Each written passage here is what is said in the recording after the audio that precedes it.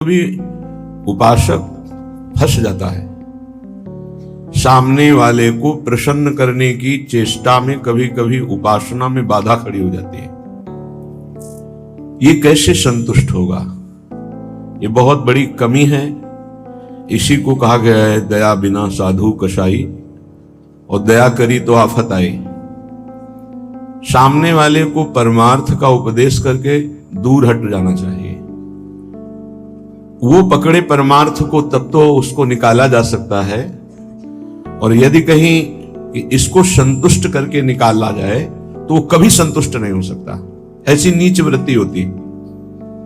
जितना आप उसको निकालने की चेष्टा करेंगे उतना ही वो आपको दलदल में धंसाता जाएगा। ये प्रकृति का सिद्धांत है। इसलिए उपासक को निरपेक्ष रहना चाहिए, किसी की अपेक्षा नहीं रखनी चाहिए। ये अनुभूत बात कह रहे हैं। जो संतों से अनुभूत है वही हृदय में अनुभव में आता है। उपासक को यदि कभी ऐसा अवसर मिले कि किसी को भगवत मार्ग में बढ़ाना है तो वो ये ध्यान रखे कि हमें अपने को बचा करके इसको निकालना है। कहीं उसके मन की संतुष्टता के द्वारा हम परमार्थ निरूपण करेंगे तो वो कभी नहीं निकल पाएगा, क्योंकि उसका मन ये समझ जाएगा कि हमारी अनुकूलता को लेकर ये विचारवान है, हमारी अनुकूलता के लिए, बस वो आपको रौंद देगा। और परमार्थ का उपदेश दिया और निरपेक्ष हो गए और वो आप पर आसक्त होता चला जा रहा है, वो निकल जाएगा। त्रुटि यही हो जाती है उपासक से कि इसको कैसे संतुष्ट करूं, वहीं उसका पतन हो जाता है। पतन अपने आराध्य देव का चिंतन छोड़कर मांस के लोथड़े शरीरों का चिंतन होने लगता है। ये कैसे राजी रहे, वो कैसे राजी रहे, परिवार कैसे राजी रहे, भगत कैसे राजी रहे। निकले थे हरि को राजी करने के लिए और हो गया प्रपंच को राजी करना। ये बहुत सूक्ष्म बात है। ये शास्त्र सम्मत और हृदय सम्मत बात है, दोनों की अनुभूति। यदि भगवत मार्ग में आगे बढ़ना है तो किसी को संतुष्ट करने का भाव खत्म कर दे। शास्त्र सम्मत उपदेश है, पकड़ना है पकड़ो, नहीं पकड़ना है तो डूबो। तभी आप परमानंद का अनुभव कर सकते हैं, नहीं तो आपको फंसा लिया जाएगा। ये सूत्र उड़िया बाबा का है, दया बिना साधु कसाई और दया करी तो आफत आई। बीच में समझो, दया नहीं तो साधु कैसा, और दया की तो फंस गए। तो कौन सी दया आपका परम कल्याण में सहयोग कर सकती है? जो याद को ना नष्ट कर पावे। दया का उल्टा है याद। जो भगवत स्मृति में बाधा पहुंचा दे, ऐसी दया में आग लगे। भगवत स्मृति युक्त प्रियता प्रभु के चरणों में और दया जड़ चैतन्य में, तब तो निकल जाओगे। और अगर भगवत स्मृति को दया ने तोड़ दिया और उसकी स्मृति चल रही तो दुर्गति पक्की है। हिरण में इतनी स्मृति आ गई कि हरि स्मृति गई तो अगला जन्म ऐसे महापुरुष का पशु रूप में हो गया, मृग रूप में। तो बहुत सावधानी का ये परमार्थ मार्ग है। कभी कभी दया में चूक हो जाती है। ये दया बहुत बड़ी दैवी संपदा है, कोई साधारण नहीं है। महापुरुष अपने कल्याण की बात ना देखते हुए सामने वाले का कैसे मंगल हो, इस बात पर विचार युक्त रहते हैं। पर साधक को बहुत सावधान रहना चाहिए। इस दया रूपी सद्गुण से बचना चाहिए। ध्यान से इसको पकड़ लीजिए। दया रूपी सद्गुण से बचना चाहिए जब तक भगवत प्राप्ति ना हो जाए। दूर से दया का भाव, दूर से हृदय में कहीं इसका भाव प्रवेश हो गया कि इस पर दया करनी है, हम बड़े दयालु हैं, तो फंसा फंसाया है। भजन करने से हृदय बड़ा द्रवित हो जाता है।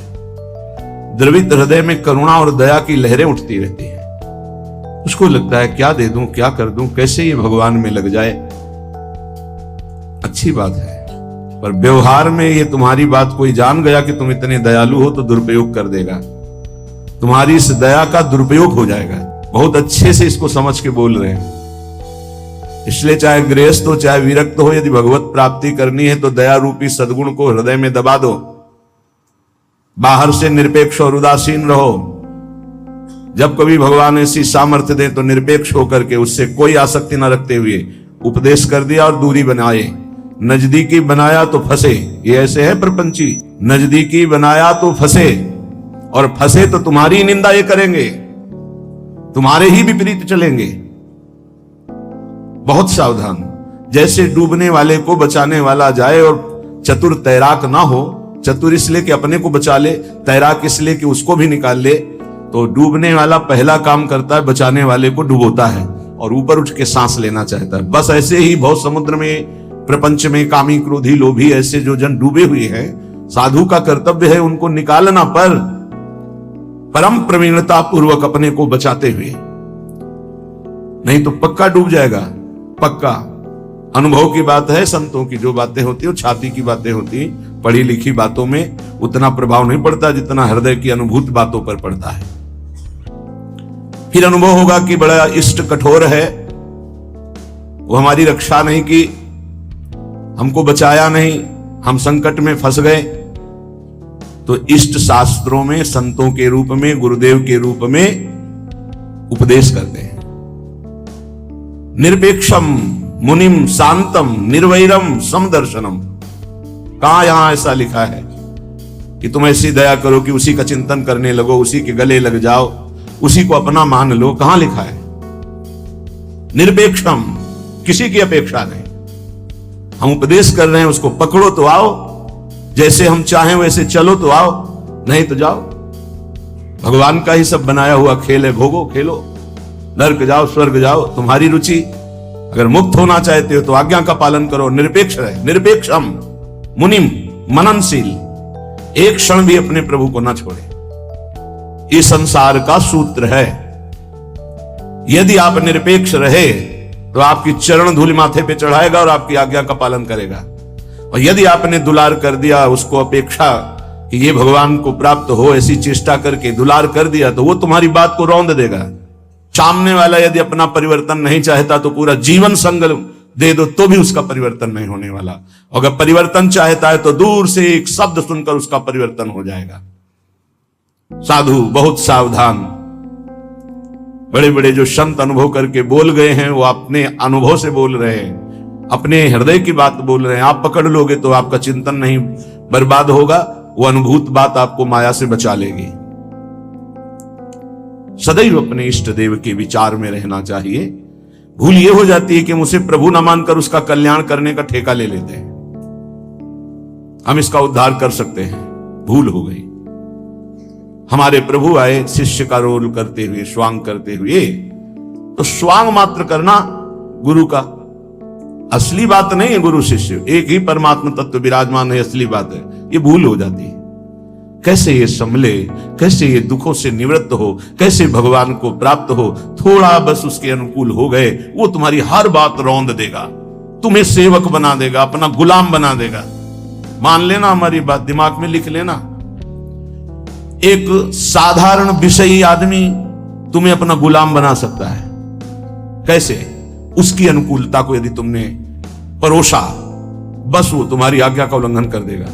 ऐसे सात्विक जन बहुत कम होते हैं जो ये बात सोचे कि ये किसी की तरफ देखते नहीं, किसी से बोलते नहीं। इन्होंने हमारी तरफ देखा, हमसे बोले, बात किया, अहो भाग्य। ये हम अपने अनुभव की बात और संतों के अनुभव की बात करते हैं जो माया मुक्त हैं।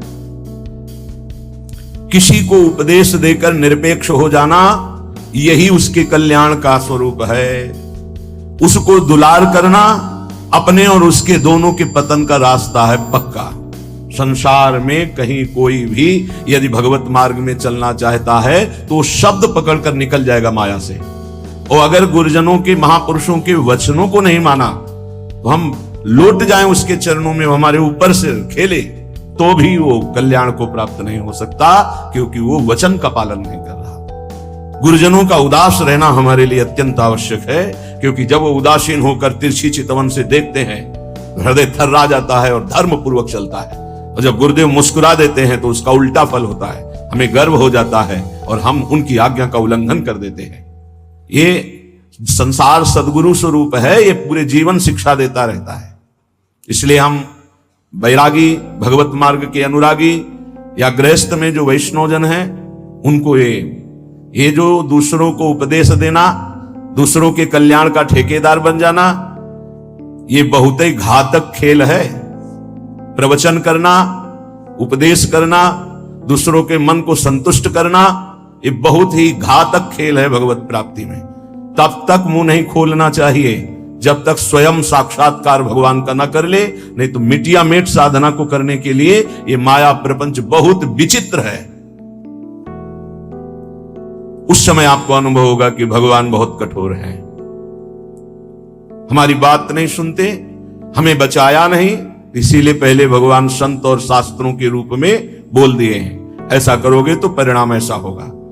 सावधान, तब तक कभी किसी को शिष्य ना बनावे जब तक स्वयं भगवत प्राप्त ना हो जाए, तब तक कभी प्रवचन उपदेश ना करे जब तक स्वयं प्रवचन उपदेश का आचरण जीवन में उतर ना जाए। जब सामने वाले में भगवान का दर्शन हो तो फिर स्वांता सुखाय तुलसी रघुनाथ गाथा, अपने अंतःकरण में भगवत प्रेम उल्लसित होते हुए भगवत चर्चा, ये आत्म सुख के लिए है। नहीं तो बाधा पड़ जाएगी, पक्का बाधा पड़ जाएगी।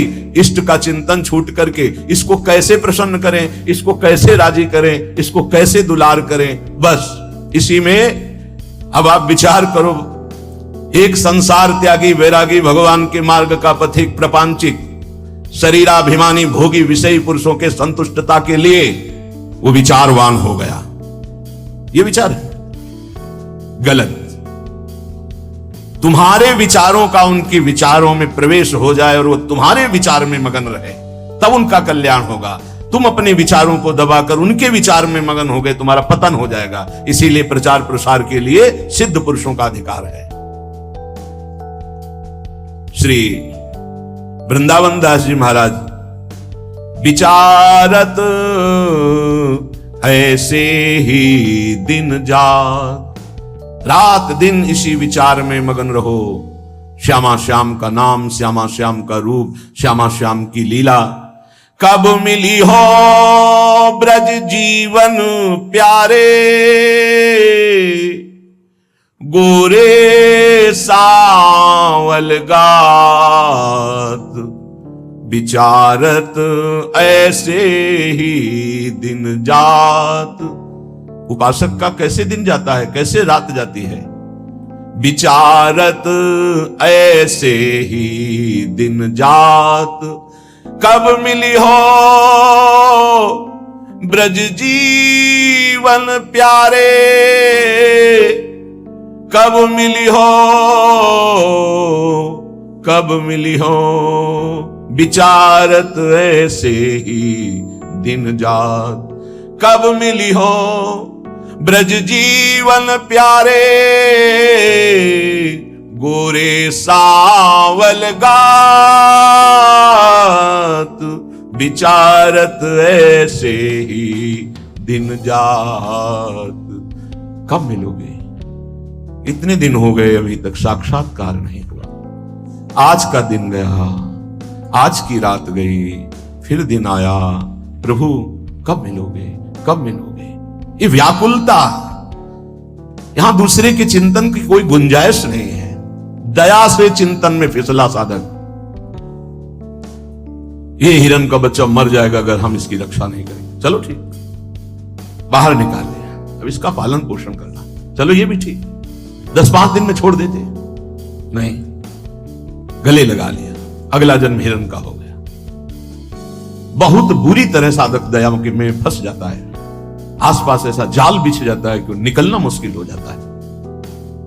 दया से बहुत बचो, ये भागवतिक सद्गुण है, आता है हृदय में, द्रवित होता है हृदय। जहां दूसरों का चिंतन हुआ तहां चिंतन अपना बदल जाता है। फिर क्या होता है, कहिबे में नियरे से लागत, सपनों नहीं दर्शात, अब कछु निठुर भय या जुग में, ताते मन पछतात, विचारत ऐसे ही दिन जात। वो बातें तो प्रभु की करता है, लेकिन ऐसा अनुभव में नहीं है, बहुत दूर प्रभु होते हैं। कहिबे में नियरे से लागत, सपनों नहीं दर्शात। स्वप्न में भी प्रभु नहीं आते। क्यों? गजब की बात है, साधक जीवन भर चिंतन को संभालता रहता है, दूसरे पर दया करके वो अपने कीमती चिंतन को दे दिया है, वो समझ नहीं पाता क्या हमारे से इनको मिल रहा है, इन्होंने अमोघ चिंतन छोड़ करके मुझे अपना लिया, मेरा चिंतन करते हैं, मेरे दोषों को मेरे सामने रखते हैं, मेरे को अपना मानते हैं, इससे प्राण न्यौछावर हो जाने चाहिए। लेकिन नहीं, वो प्राण ले लेगा उसके, अगर ऐसी गलती की कोई उपासक। निजन भोये कहो खगेसा, वो तुम्हारे प्राण ले लेगा, वो तुम्हारी जीवन भर की चिंतन वृत्ति को रौंद देगा यदि तुमने दया कर दिया। इस बात को समझ लेना। संतों का संग क्यों सुना जाता है? शास्त्रों में वही सब लिखा है। उसको अपने अनुभव से डुबो कर बोलते हैं। कही बे में नियरे से लागत, सपने हूं नहीं दरसात। अब करो प्रवचन। हृदय में आश्रय दूसरे का, चिंतन दूसरे का, संबंध दूसरे का, तो स्वप्न में भी आपके आराध्य देव नहीं झलकेंगे। फिर क्या हृदय कहेगा? अब कछु निठुर भय आ जुग में ताते मन पछतात। अब भगवान भी नहीं सुनते, बहुत कठोर हो गए। हमें लगता है इस युग में पहले बहुत जल्दी कृपा करते थे। हम आपको बताते हैं कलयुग में सबसे जल्दी भगवान प्रसन्न होते हैं। ठाकुर जी को जब यशोदा मैया रस्सी से बांधती हैं तो रास लीला में दर्शन करवाते हैं कि मैया ने कसम धरानी शुरू की कि बंध जा लाला, हर रस्सी 2 अंगुल छोटी। तो उनको पता है भगत बहुत प्यारे हैं, पहले तो बड़ी कसम खवाई निज भगवान के स्वरूपों की, नहीं बंधे। फिर सतयुग के भक्तों की, फिर त्रेता के, फिर द्वापर की, जो ही कहा कि तुम्हें कलयुग के भक्तों की शपथ से बन गए। क्यों? कलयुग में बहुत कम भक्त होते हैं, विशुद्ध भक्त भगवान की। हाँ, वृष्टि शारदी कहूं कहूं हुई, जैसे शारदी वृष्टि कहीं कहीं होती है, ऐसी भगवान की भक्ति, विशुद्ध भक्ति। विशुद्ध भक्ति में मिलावट, नाटक, दंभ, पाखंड, दिखावा, ये सब नहीं। केवल एक प्रभु से अपनापन, बहुत कम, तत्काल बन गए भगवान। कलयुग के भक्तों की जीव शपथ दी भगवान, ऐसा रासलीला में दर्शन कराते हैं। कलयुग में बहुत जल्दी भगवान का साक्षात्कार होता है, पर बड़ा कठिन है अपने मन को समेटकर प्रभु में लगाना। करुणा निधि के ही भांति कहावो, सुनत नहीं सकुचात। एक बात मान लेना, हमारे प्रभु तक आवाज उसी की पहुंचती है जिसका केवल प्रभु से संबंध है। अगर दूसरा कोई है तो आवाज नहीं पहुंचेगी, तुम्हारे हृदय में ही बैठेंगे, नहीं सुनेंगे। आवाज पहुंचती है जब केवल प्रभु रहते। जैसे द्रौपदी जी, जब तक कोई और था, अपना बल था, तो आवाज नहीं निकली। क्या द्रौपदी जी के हृदय में भगवान का चिंतन नहीं होता क्या? महाभारत में लिखा है, जो ही दुशासन आया तो भगवान का चिंतन चल रहा था, क्योंकि महाभागवत में कोई ऐसा नहीं कि श्री कृष्ण का विस्मरण था, लेकिन बल था पांडवों का, बल था औरों का। पुकार नहीं हुई, पुकार नहीं हुई। महाभारत प्रसंग में पढ़ के देख लेना। जे ही दुशासन गया उस समय द्वारिकाधीश भगवान के चिंतन में बैठी थी, क्योंकि रजस्वला थी। बल था, ये सभा में ले जाएगा। 5 पति हैं, भीष्मादि महापुरुष, आश्रय अन्य होने के कारण वो केवल अंदर चिंतन चल रहा था, पुकार नहीं हुई थी। बहुत सावधानी से समझने का विषय। जब सब बल छूट गया तब उन्हीं का जो हृदय में चिंतन हो रहा था, जो ही पुकार हुआ तो चमत्कार हो गया, वस्त्रावतार भगवान का हो गया। इसलिए करुणानिधि हैं, पर वो सुनेंगे नहीं जब तक आपका कोई और है। ये बहुत जल्दी फोन नंबर लग जाता है हमारे ठाकुर जी से। नंबर है एक, बस एक। मेरे तो गिरधर गोपाल, दूसरों न कोई। बात कर लो, सब डिलीट करो। सबकी ममता ताग बटोरी, मम पद मन ही बांध बर डोरी। कनेक्शन, जय जय, तुरंत उत्तर मिलेगा। हाँ बोलो। आपने कनेक्शन ही नहीं फैला। कनेक्शन तो जननी जनक बंधु सुत दारा, तन धन धाम सुरत परिवारा। तो इनसे बात करो, हरि से कैसे होगी? हरि से बात करने के लिए एक ठसक हमारे माई श्यामाजू को राज, एकमात्र प्रियाजू से अपनापन। तो अभी बात कर लो। लेकिन धिक्कार है हमारे मन को, हमारी इंद्रियों को, हमारी बुद्धि को बड़े परमार्थ के बहाने से चुराती माया। माया कोई विपक्ष बन के थोड़ी आती है। नहीं तो साधक विपक्ष को पहचान के फौरन अपने को बचा ले, वो भी चतुर खिलाड़ी है। पक्ष बन के आती है, हम इसका कल्याण कर देंगे, ये हमारी सेवा में है, ये इसका मंगल होना चाहिए। मार देगी। विपक्ष सेवा के बहाने से घुसता है और फिर मार देता है।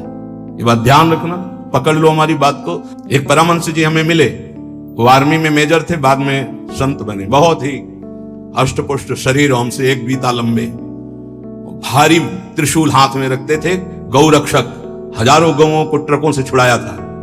तो विपक्ष मूड़ मुड़ा के, सफेद अचला सफेद ऊपर, साष्टांग दंडवत उनके आश्रम में। महाराज हमारी गौ भक्ति बहुत जोर की, कसाई था, आपका शिष्यत्व स्वीकार करने आए, जो आपका नाम सुना, आपकी गौ भक्ति, तो उनका भैया बड़े भाग्य हैं आपके, बस हमें केवल गौ सेवा करनी है, आप अपनी गौ सेवा में रख लो। हजारों लाखों गौएं थी, और इतनी नम्रता, 1 साल में की सेवा में आ गया, शरीर सेवा में, हर बार साष्टांग दंडवत, हर बार जे भी, बस उसने ये स्वांग ही रचा था, जे भी शरीर सेवा में आया 2-3 दिन के अंदर, वो रात्रि में दूध लेते थे 2 लीटर गाय का, उसी में जहर, जे भी पिया दूध से तुरंत अंदर, वो बड़े भागवतिक थे, तुरंत अंदर आया, तुम्हें जहर दे दिया गया। बुलाया, कहां है वो, गायब, है नहीं। 5 लीटर गौमूत्र पिया, हमसे एक बीता लंबे से, बस उनको यही समझ में, गाय बचा सकती है। 5 लीटर जो ही गौमूत्र पिया, 5 मिनट में ही इतनी उल्टियां हुई, सब बाहर। थोड़ी देर के लिए मूर्छित रहे, कोई डॉक्टर की जरूरत नहीं पड़ी, और ठीक हो गए। एक तो भागवतिक दिव्य श्रद्धा उनकी, दूसरी गौमूत्र ने उनको बहुत सी उल्टियां करा दी। 5 लीटर, ढक्कन 2 ढक्कन की बात, इतनी गर्मी, 5 लीटर मतलब बार बार उल्टियां, तो सब बाहर निकल गया। और सामर्थ्यशाली भगवत चिंतन परायण गया ना सेवा के मिस्से। विपक्ष कभी विपक्ष बनकर नहीं आता, मित्र बनकर आता है। ऐसे ही साधक पक्का समझ ले, माया विपक्ष, वो मित्र बन करके आएगी, वो आपकी सेवा में से आएगी, हाथ जोड़ के आएगी, और रौंद कर पैरों से चली जाएगी। कागज में लिख लो, दिमाग में लिख लो। कैसे जानोगे माया विपक्ष आ गई है हमारी सेवा में? जिसके संग से प्रभु का चिंतन छूटे और उसका चिंतन बनने लगे, चाहे जिस भाव से हो, चाहे दया से हो, प्यार से हो, दुलार से हो, किसी बात से हो, बस समझ लेना ये विपक्ष है, अपना पक्ष नहीं। क्योंकि जिसके संग से प्रिया प्रीतम की स्मृति निरंतर चले, वो तो अपना पक्ष, और जिसके संग से प्रिया प्रीतम का स्मरण चला जाए और उसकी स्मृति आ जाए, तो जाके प्रियन राम वैदेही तजिए ताहे कोटि वैरी सम जद्यप परम स्नेही, परम स्नेही का रूप लेकर के आते।